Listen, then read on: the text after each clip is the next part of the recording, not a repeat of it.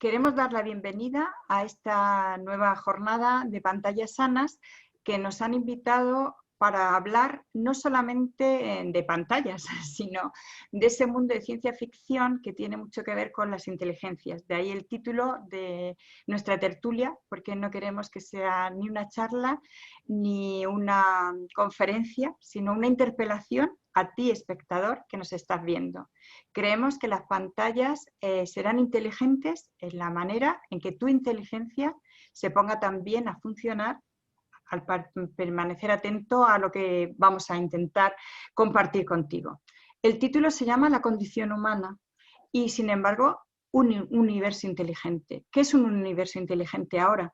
No es solamente el universo entendido como nos hicieron entenderlo. Ahora el universo son redes neuronales, redes de inteligencia artificial, esa parte de datos y datos y datos que andan no se sabe dónde, en esa nube que no sabemos para qué, y que de alguna manera como sociedad nos tenemos que estar planteando. Queremos incidir en objetivos que desde pantallas sanas se están tratando de inculcar y de poner en valor, porque como sociedad la inteligencia nos hace conectarnos, pero eso no nos hace humanos, simplemente nos da conectividad. Las tecnologías son invisibles, pero pueden dar información o pueden dar infoxicación.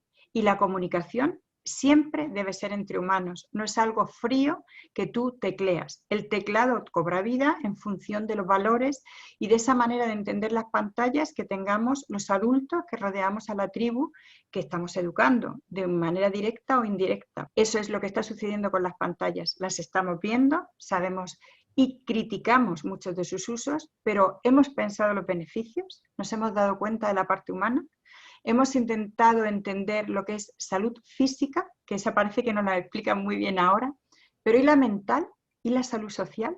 ¿La tenemos clara? Yo creo que no. Cuando nuestra propia sociedad, en estos momentos, aprovechando en el día que estamos y en el mes de que estamos, la palabra allegados nos llega como un carente de semántica y no tenemos socialmente qué es un allegado. Así nos llegaron qué eran los aliens, qué eran los cyborg que teníamos ahí. Para eso tenemos la enorme suerte de contar hoy con Jordi, al que he descubierto con ese perfil que, permitirme la distancia, pero para mí es un poco como cuando descubrí a Asimov.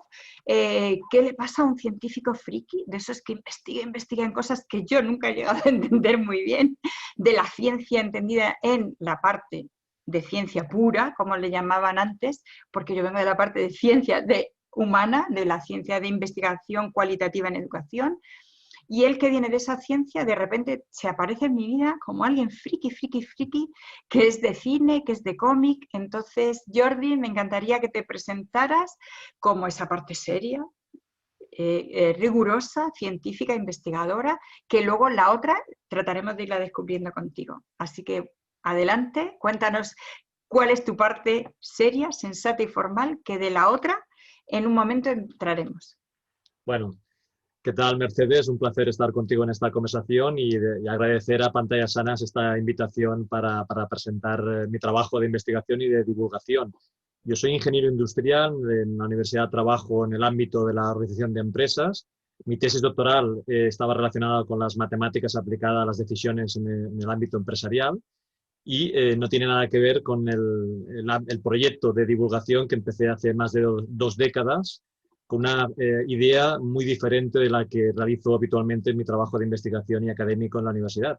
Y es la idea de fomentar vocaciones científicas en la juventud y fomentar el debate de la ciencia en la sociedad en general, ¿no? Y pensé, se me ocurrió en ese momento, que un instrumento pedagógico adecuado para ello podría ser la cultura, y en especial la cultura que a mí me atraía, que básicamente son los cómics, la literatura de ciencia ficción y el cine fantástico. Entonces, y bueno, el resultado ha sido pues artículos, conferencias, exposiciones, charlas, libros, que yo creo que al final ha permitido el objetivo inicial, y me consta que igual que gente como yo, que me dedico a la robótica por ver, por ejemplo, Mazinger Z cuando era pequeñito, pues, o Star Wars, ¿no? Pues yo creo que también seguro que hay mucha gente que también está aceptando esas vocaciones inspiradas en la ficción que están viendo en este momento, ¿no? Pues ahí es donde vamos a empezar. La ciencia ficción es algo que nos envuelve de una manera tremenda en la sociedad, pero no la ponemos en pantallas, no le damos cifras, no sabemos qué está sucediendo con ella. Y yo creo que nos han llamado a ti y a mí, creo, porque acabamos de celebrar la Semana Europea de la Robótica y hemos hecho cosas inesperadas. Entonces vamos a entrar un poco como entramos en la Semana Europea. Desde el punto de vista de una maestra, como estaba yo en aquel momento, pienso que Julio Verne es inspirador en las aulas. Julio Verne nos ha ayudado a todos a soñar cosas que no hubiéramos sido capaces de soñar. Y si lo miramos desde el punto de vista de la ciencia, gracias a esos sueños, luego se pudieron hacer determinadas cosas, determinados instrumentos, determinadas acciones en ciencia que vinieron de esos mundos. Así que vamos a tratar de descubrir a gente más actual. No nos vamos a ir a Julio Verne ni a... Vamos a ver, tú que tienes un libro en el que yo recomendaría a todos los que nos están viendo que naveguen, porque no es el típico libro que lees todo seguido, que también, pero sobre todo es un libro que te va entrando y te va dinamizando, ¿no?, determinadas acciones en la sociedad, en tus gustos, en tu manera de entender las películas que ves o las cosas que están sucediendo en este momento. Vamos a empezar por el clásico, los 100 años, además tú ya me has contado muchas cosas. Vamos a irnos a Isaac Asimov y me encantaría que nos contaras no lo que puede ver cualquiera en pantalla, que esa es la pantalla que yo llamo el 1.0, que no te hace falta mucho irte de tu casa y mover. Tú buscas bibliografía, buscas artículos del... Pero tú has hecho una reflexión en tu libro muy interesante sobre qué es el yo robot y el tú humano. Y el humano, por qué se construye frente al robot. Todo eso que no encontramos tan desmenuzado en los artículos. ¿Qué nos contarías tú? ¿Qué es lo que te llamó la atención de esta figura tan emblemática como es Isaac Asimov? Bueno, de entrada decir que Isaac Asimov se cumple, en el año 2020 se cumple el centenario de su nacimiento. Es un bioquímico, un doctorado en bioquímica que le gusta la lectura desde muy pequeñito y que acaba convirtiéndose en una persona muy destacada en el ámbito de la ciencia ficción, pero también era un gran divulgador. De hecho, yo me dedico a esta parte de divulgación inspirado en su obra, ¿no? Es decir, Asimov no solamente fue famoso por sus libros especialmente de robótica y de ciencia ficción, sino también fue un gran divulgador, pues, de la historia, de la ciencia, de la literatura, del teatro, etcétera, ¿no? Entonces, yo, por ejemplo, cuando tenía 8, 9, 10 años, si me hubieras preguntado qué te gustaría ser mayor, yo decía que quería ser bioquímico. Luego, en aquella época no existía Internet, ¿no?, como ya te puedes imaginar. Luego me costó saber que la bioquímica no existía, que era un biólogo que estudiaba química o un químico que estudiaba biología, ¿no? Y luego ya cambié, luego llegó Star Wars y me cambió, digamos, la idea de a qué me quería dedicar, ¿no? Más tarde descubrí toda la obra de robótica, especialmente con la recopilación de cuentos, de relatos cortos de Yo Robot, que utiliza este título tan emblemático en la historia de la literatura como un efecto especular respecto al humano, ¿no? Es decir, que en contraposición al yo robot sería el tú humano, ¿no? Entonces, yo siempre he intentado aproximarme a las lecturas de los libros de Asimov como un espejo de la condición humana, ¿no?, en la que yo me estaba reflejando para entender el comportamiento, ¿no? Asimov introduce una lógica curiosa que es la conocida como las leyes de la robótica, en el sentido de que si es un artefacto creado por un ser humano, por un científico, tiene que hacer lo que diga el científico, ¿no?, con las famosas 3 leyes de la robótica. La reflexión que hace el lector viene justamente cuando ese robot se comporta justamente como un humano, ¿no?, y le da la vuelta a la tortilla y nos hace reflexionar a nosotros sobre nuestra condición, ¿no?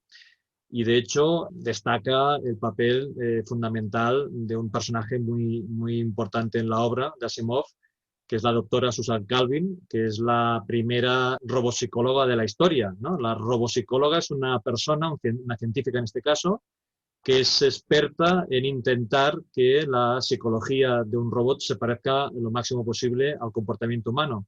Pero claro, antes de que un robot se comporte como un humano, debemos de saber qué es ser humano y qué no.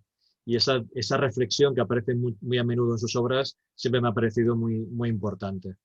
¿Ves? Ahí lo vamos a dejar.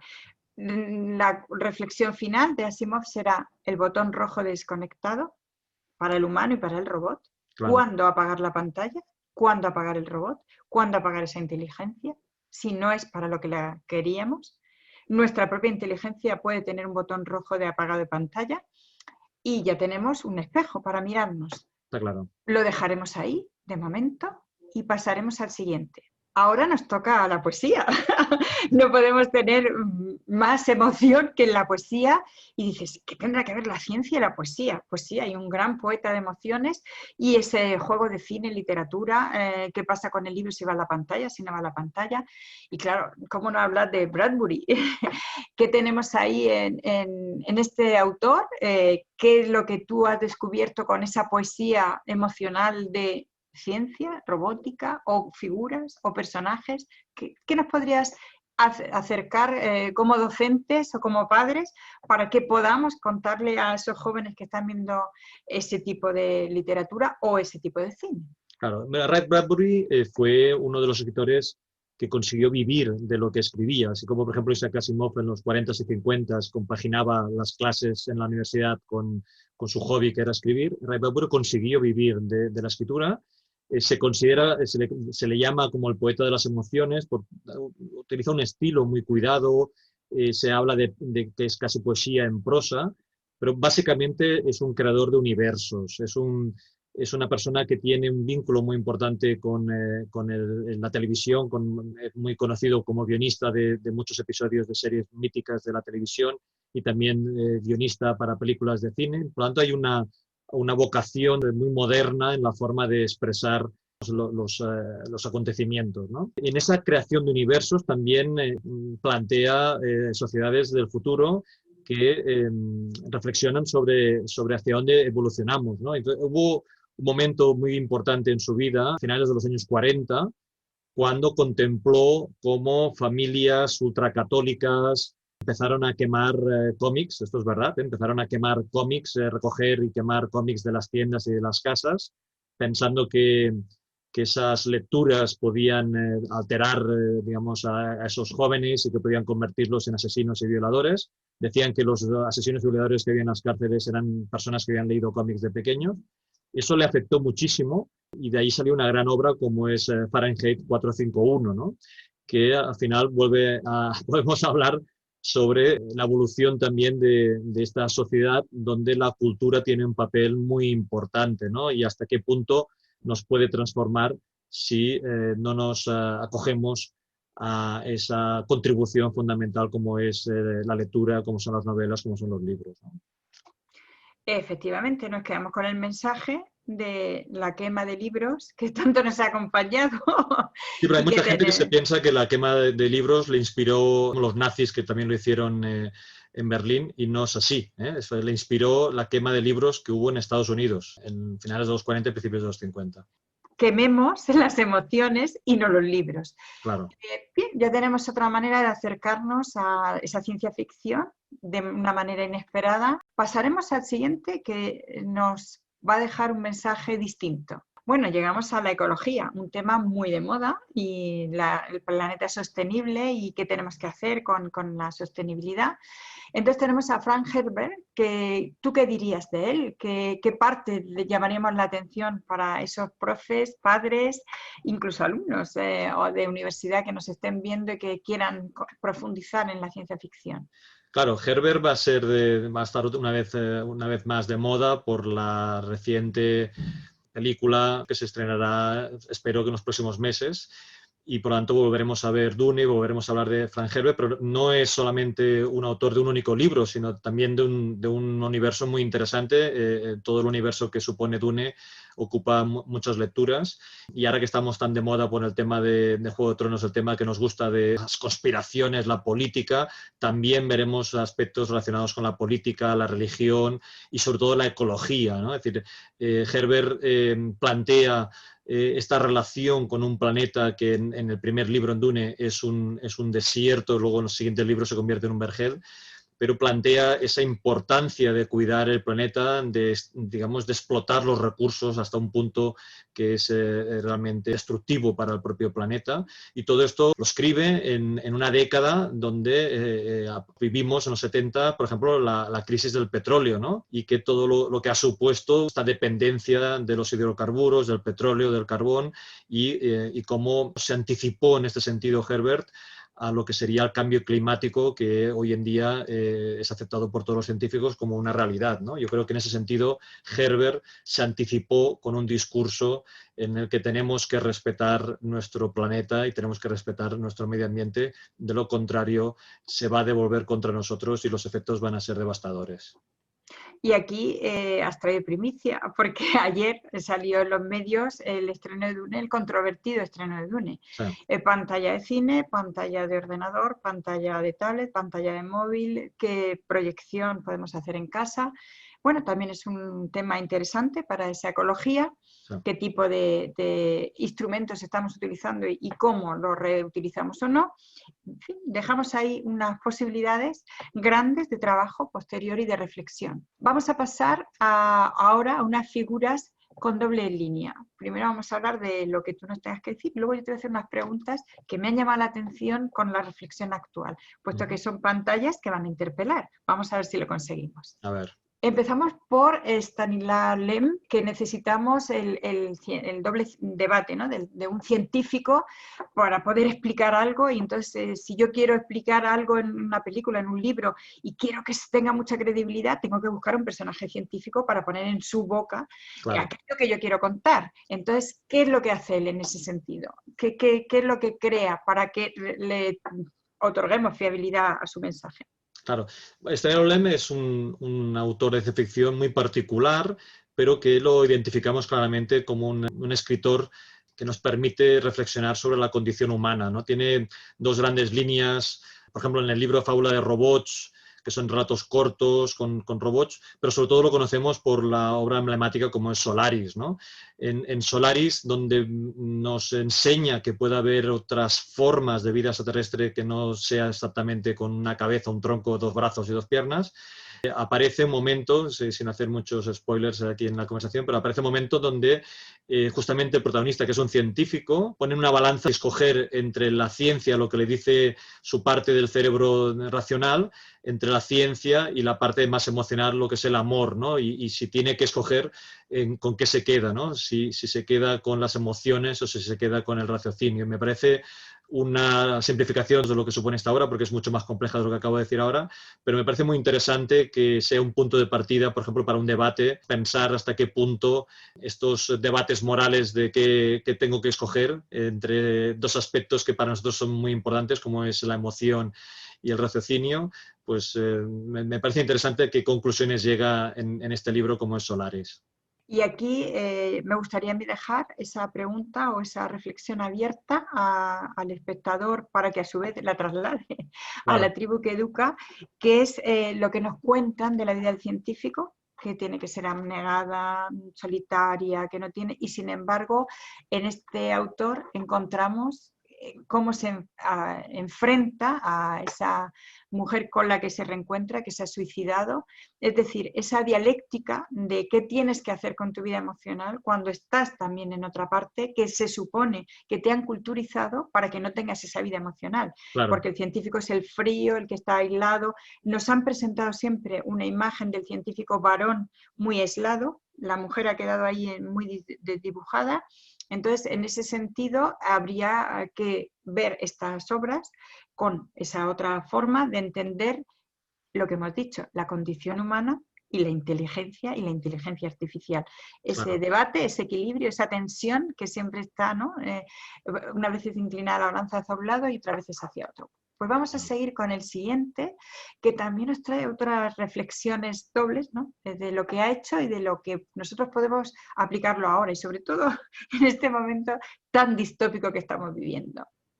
Nos vamos a ir a Dick, porque claro, tener una mascota y que esa mascota sea una oveja y que a su vez es quien no ha soñado con ovejas eléctricas, pues tiene su punto, ¿no? Entonces tienen más cosas y habría mucho que decir, pero sí que de alguna manera nos sitúa en el momento actual, ¿no? Porque ¿quién no tiene ahora un avatar o quién no tiene ahora un algo que no sabe muy bien lo que es? ¿Y quién no está creando cosas virtuales en Scratch o en esas otras vidas, ¿no? De que estamos haciendo con los juegos? ¿Qué crees que nos ha aportado y qué mirada podemos tener hacia él?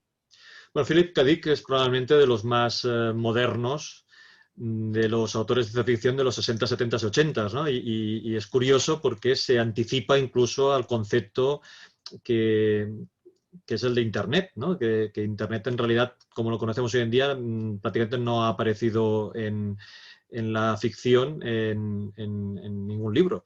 Y en cierta manera, Dick sí que propone esta dualidad, ¿no? de la persona y su perfil digital como algo diferente, ¿no? Es decir, que esta diferencia entre estar vivo o vivir en la apariencia, ¿no?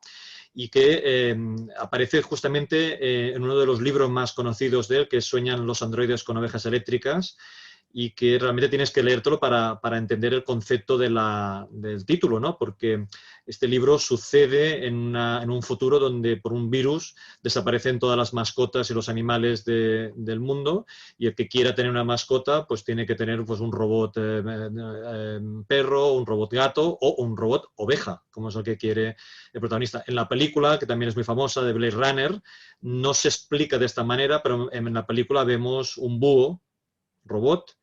O, por ejemplo, vemos que nos hablan de serpientes que son artificiales. Hay un momento que hablan de escamas, digamos, hay una escama que puedes mirar por el microscopio y sale el número de serie de cómo se construye, de quién ha construido esa escama de una serpiente. Entonces nos da la idea, digamos, del libro.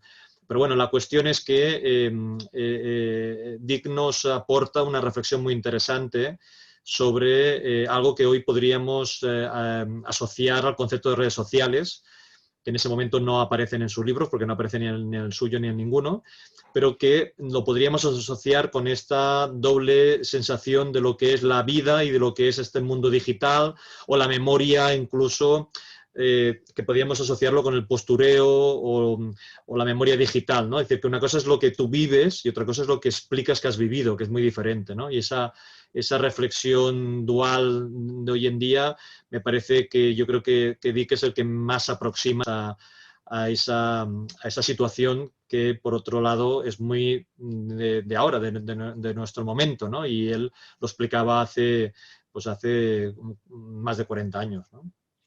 Y es esa realidad de las webinares, Zoom, nos tomamos la cerveza virtual, Ahí, estamos ahí. viviendo en Sí, sí. apariencia. Bueno, lo dejaremos ahí de momento. Ahora vamos a pasar al siguiente, que de su afición de pequeño pasó a otra cosa. Y ahí tenemos a Clark, o sea, él miraba las estrellas, no es que soñara con ellas, sino que las miraba, las observaba, le contaban cómo era el firmamento, Uh-huh. quiere tener un telescopio y de ahí le viene todo un mundo que Claro. quiere explorar y que de repente quiere soñar ese mundo y que escribe, qué es lo que dice, qué es lo que nos ha legado, a ver qué es lo que ha hecho. Claro, bueno, Arthur C. Clarke, sobre todo lo conocemos por ser el guionista y luego el escritor de los 4 libros relacionados con 2001, una odisea en el espacio, pero para mí es un ingeniero, ¿no? Yo lo conozco como ingeniero, también es una persona que me inspiró muchísimo. Hay muchas patentes relacionadas con las comunicaciones, con antenas, con telescopios que fueron creados por él y que todavía existen. Él trabajaba en la NASA cuando estuvo trabajando con Stanley Kubrick en el guión de 2001 y muchas de las cosas que él aportó, por ejemplo, en la definición de HAL, el robot de inteligencia artificial de HAL de la nave o de la forma de la nave, eran ayudas que el propio Clark le daba porque conocía muy bien la tecnología, ¿no? y la tecnología futurista que él creía que podría haber en el 2001, ¿no? Pero también Arthur Clarke era también un amante de la lectura y también de crear sus propios mundos, ¿no? Es un británico muy de un humor muy inteligente, yo le lo categoría de un bon vivant, ¿no? Que de hecho cuando se hizo muy famoso y acaba jubilándose con una jubilación en Sri Lanka, pues digamos, para vivir tranquilamente, pasarlo bien y dedicarse a lo que le gustaba, que era escribir libros, ¿no? Y me parece muy interesante su contribución a la reflexión de cómo interactuar con vidas extraterrestres y también cómo utilizar el lenguaje, la expresión, el humor para poder hacer justamente esa interacción con otras inteligencias. Luego la condición humana de 5 varones que nos han metido en que no estamos divididos en ciencias ni en letras, ni en vida laboral y hobbies. Y bueno, ahora vamos a entrar en un personaje sorprendente.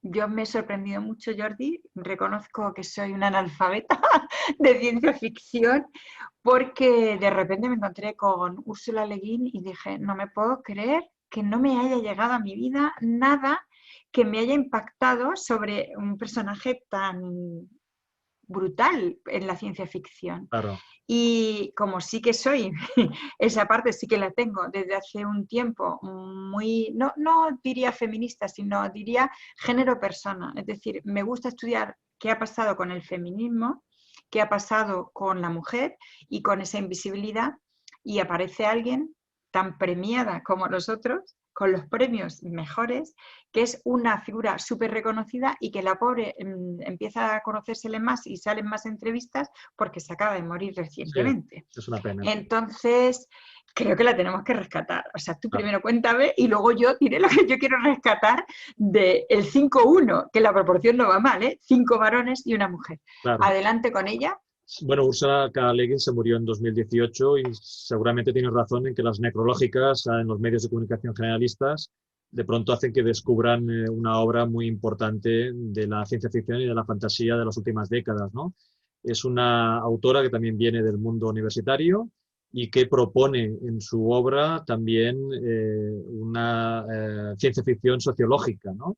Pero ayer cuando hablaba contigo me decías que cuando escribe una mujer el resultado es diferente. Y yo creo que en este caso es una evidencia de que hay una forma de entender también la sociedad imaginaria. Ella juega también con la exploración del género, que es algo inaudito, digamos, en el momento en que él publicaba. Recordamos obras como La mano izquierda de la oscuridad, que recientemente acaba de hacer una nueva edición, Minotauro, una excelente edición. Esta novela, La mano izquierda de la oscuridad, está protagonizada por unos seres que van cambiando de sexo masculino o femenino a lo largo de su vida y por lo tanto no hay ese conflicto, ¿no?